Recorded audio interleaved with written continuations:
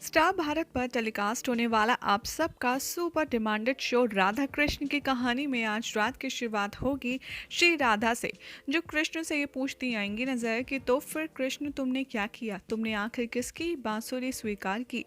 तो श्री कृष्ण कहानी को आगे बढ़ाएंगे और कहेंगे कि महादेव आपको ये कहते नजर आएंगे कि आप बबूल देवता की बनी हुई बांसुरी ग्रहण कीजिए, क्योंकि उन्होंने बहुत सारे कष्ट सहे हैं आपके लिए।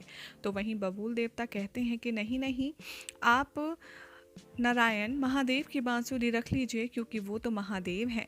कृष्ण दुविधा में फंस जाते हैं, लेकिन अंततः वो एक काम करते हैं और दोनों बांसुरियों को जोड़कर एक बना देते हैं और कहते हैं कि अब ये बांसुरी कभी भी नहीं टूटेगी, क्योंकि अब ये बहुत ही ज़्यादा मजबूत हो गई है और इसमें ऋषि दधीचि की अस्थियां और हमारे बबूल देवता का प्रेम है, इसीलिए ये बांसुरी बहुत ही ज़्यादा मजबूत है। राधा कहती हैं ये सुनकर, लेकिन मेरे मन में एक सवाल आ रहा है कृष्ण, तुम्हें याद होगा कि एक बार रुष्ट होकर मैंने तो वो बांसुरी गुस्से में तोड़ दी थी, लेकिन तुम तो कह रहे हो कि बांसुरी निश्वर है, ये तो कभी टूट ही नहीं सकती। तो कृष्ण इस बात का जवाब देते हुए बड़े ही प्रेम पूर्वक राधा को समझाते हैं, क्योंकि वो प्रेम का सेतु है राधा, और तुम स्वयं प्रेम की देवी हो, इसलिए जब तुम चाहती हो वो कर सकती हो। फिर कृष्ण राधा का हाथ पकड़ते हैं और उन्हें गोलोक के बाहर ले आते हैं। साम भी उन दोनों के पीछे पीछे आ जाता है। अगले ही पल आप देखेंगे कि साम लक्ष्मणा और जामवंती को सारा सब कुछ बताता है, जो उसने देखा, जो कुछ सुना। वो कहता है कि उनके बीच में क्या मतभेद चल रहे हैं, ये भी पूरी जानकारी मैं लेकर आया हूँ। जिसे सुनकर जामवंती एक युक्ति बनाती है और कहती है कि मैं, लक्ष्मणा और सत्यभामा इस युक्ति में रहेंगे। लक्ष्मणा जामवंती एक दूसरे के साथ मिलकर राधा के पास जाते हैं, जहाँ पर जामवंती कहती है कि राधा, हम सोच रहे हैं कृष्ण ने हम सबको जो जो चीज़ें प्रेम पूर्वक दी हैं, हम उन सभी को एक जगह रख कर उनकी पूजा अर्चना करें। राधा को ये आइडिया बहुत पसंद आता है और वो खुश हो जाती हैं। तभी वहाँ पर कहती हैं लक्ष्मणा कि राधा, आपके पास क्या है? क्या आपके पास कृष्ण की दी हुई कोई प्रिय वस्तु है जिसे हम उस पूजा में रख पाएंगे? तो राधा कहती है हाँ हाँ, तुम सारी तैयारी करो, मैं इस पूजा में अवश्य भाग लूँगी। जैसे ही पूजा का सब इंतज़ाम किया जाता है, जहाँ पर सब पहुँच जाते हैं, लक्ष्मण अपनी सिंदूर की डिब्बी वहाँ पर रखती है, जो उसे विवाह समारोह में मिली थी। तो वहीं अनिरुद्ध की पत्नी श्री कृष्ण ने जो उन्हें हार दिया था, वो हार श्री कृष्ण के प्रेम के स्वरूप के तौर पर रखती हैं। एक एक करके सब वहाँ पर अपनी अपनी प्रिय चीज़ रखते हैं, जो श्री कृष्ण ने उन्हें कभी ना कभी कुछ दी हैं। तभी वहाँ पर आती है राधा की बारी। राधा से जामवंती कहती है कि चलो राधा, अब तुम भी कुछ उपहार रखो जो श्री कृष्ण ने तुम्हें दिया हो। राधा सोचती हैं कृष्ण के बारे में और कहती हैं, कृष्ण ने तो मुझे आज तक सिर्फ मोरपंख ही दिया है, और वो मोरपंख मेरा अत्यधिक प्रिय है। लक्ष्मणा कहती है राधा को चिढ़ाने के लिए कि हाँ, मोरपंख ही देंगे, वो किसी को भी अपनी बांसुरी तो देंगे नहीं, क्योंकि वो तो उन्हें सबसे अधिक प्रिय है। भला राधा हो चाहे हम हो या कोई और भी, श्री कृष्ण अपनी बांसुरी किसी को दे सकते हैं? राधा ये सारी बातें सुनकर उनके बहकावे में आ जाती हैं और परेशान हो जाती हैं। यहाँ पे आग में घी डालने का काम करती है जामवंती, और यहाँ पर एक के बाद एक कृष्ण और राधा के प्रेम संबंधों के खिलाफ बात सुनकर राधा काफ़ी ज़्यादा उदास हो जाती हैं और वहाँ से अपसेट होकर चली जाती हैं। फिर रात्रि का समय होगा, जहाँ पे आप देखेंगे कि राधा कृष्ण के पास मिलने जाती हैं। राधा फिर से वही सवाल पूछती हैं और कृष्ण सुनकर कहते हैं, अरे तुम फिर से यही बात करने बैठ गई, चलो अब हम कोई और बात करते हैं।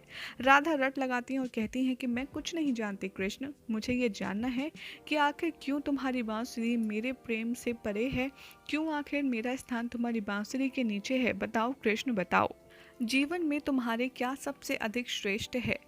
यहाँ पर कहती है राधा कि भले ही इसके लिए मुझे कोई भी मूल्य चुकाना पड़ जाए, लेकिन मैं अपने प्रश्न का उत्तर अवश्य जानकर रहूंगी कृष्ण। कृष्ण भी राधा को समझाते हैं और कहते हैं कि राधा, इन बातों में कुछ नहीं रखा, तुम्हें आगे चल के इस बात के लिए कुछ बड़ा मूल्य चुकाना पड़ सकता है, इससे बेहतर है कि तुम इस हट को छोड़ दो। लेकिन राधा रानी कृष्ण की एक बात नहीं सुनती और कहती हैं कि बस मुझे जानना है तो जानना है। अंततः कृष्ण हारते हैं राधा से और कहते हैं कि ठीक है, अब मुझे तुम्हारे सवाल का जवाब देने के लिए समाधि लेने लेने जाना ही पड़ेगा। राधा कहती हैं कि हाँ, तुम्हें जो करना है तुम करो, लेकिन मुझे अपना सवाल का उत्तर अवश्य चाहिए। राधा को यहाँ पर चेतावनी देते हैं कृष्ण और कहते हैं कि अगर मेरी समाधि में कोई भी बाधा आई तो सदा सदा के लिए हमारा प्रेम सेतु नष्ट हो जाएगा और राधा सदा के लिए कृष्ण को भूल जाएगी। क्या तुम्हें ये मंजूर है? राधा कृष्ण की बात को हल्के में लेती हैं और कहती हैं हाँ हाँ ठीक है, भला ऐसे भी कभी हो सकता है कि राधा कृष्ण को भूल जाए, और वो बात को आया गया कर देती हैं। कृष्ण कहते हैं कि ठीक है, मैं सीधा समाधि लेने जा रहा हूँ। लेकिन तभी श्री कृष्ण को श्री दामा का वो श्राप याद आ जाता है कि कैसे पहले भी राधा और कृष्ण का विरह हुआ था, वो भी एक श्राप के चलते। लेकिन तब कृष्ण कहते हैं कि ठीक है, मैं समाधि लेने जा रहा हूँ, और उससे पहले एक काम तुम्हें करना होगा कि तुम्हें रखवाली करनी होगी मेरी। यानी कि यहाँ पर श्री कृष्ण राधा से कहते हैं कि मेरी समाधि में कोई भी अड़चन ना आने पाए, इसके लिए तुम्हें यहाँ पर पहरा देना होगा। और तभी श्री कृष्ण कहते हैं मैं अपनी समाधि लेने तो जा रहा हूँ, लेकिन अपने अंदर ब्रह्मांड के 7 सुरों का महत्व मैं तुम्हें समझाऊंगा। राधा मान जाती हैं और कृष्ण एक एक करके उन सुरों का महत्व समझाते हैं, लेकिन राधा फिर भी नहीं मानती और कृष्ण से कहती हैं कि नहीं, मुझे तो मेरे प्रश्न का जवाब ही चाहिए। यहाँ पर कृष्ण राधा को एक बार फिर से चेताते हैं और कहते हैं कि लेकिन मेरी समाधि में जाने से पहले तुम्हें मेरी रक्षा करनी होगी। अगर मेरी समाधि टूटी तो मैं हमारा प्यार हमेशा हमेशा के लिए खो दूंगा, हम दोनों का प्रेम सदा के लिए टूट जाएगा। राधा मान जाती हैं और कहती हैं तुम निश्चिंत होकर समाधि लो, मैं तुम्हारी रखवाली करूंगी। दूसरी ओर आप देखेंगे कि कैलाश का सीन आएगा, जहाँ पर गौरी मैया महादेव से पूछती हैं कि अब क्या होने वाला है प्रभु, ऐसे कृष्ण क्यों बोल रहे हैं? तो महादेव कहते हैं कुछ विचित्र अवश्य होने वाला है गौरी। तो यहाँ पर माता गौरी कहती हैं कि क्या सांब इस बार कृष्ण पर समाधि लेने के समय वार करने वाला है? महादेव गौरी की ओर देखते हैं और कहते हैं कि नहीं, इस बार सांब नहीं बल्कि श्री कृष्ण का परम शत्रु गुरु शुक्राचार्य होंगे जो उन पर वार करने वाले हैं। ये बात सुनकर माता गौरी बहुत ज़्यादा घबरा जाती हैं। यही हो जाएगा आज रात के एपिसोड का एंड। अब क्या होगा कल रात के एपिसोड में देखना होगा, बेहद इंटरेस्टिंग।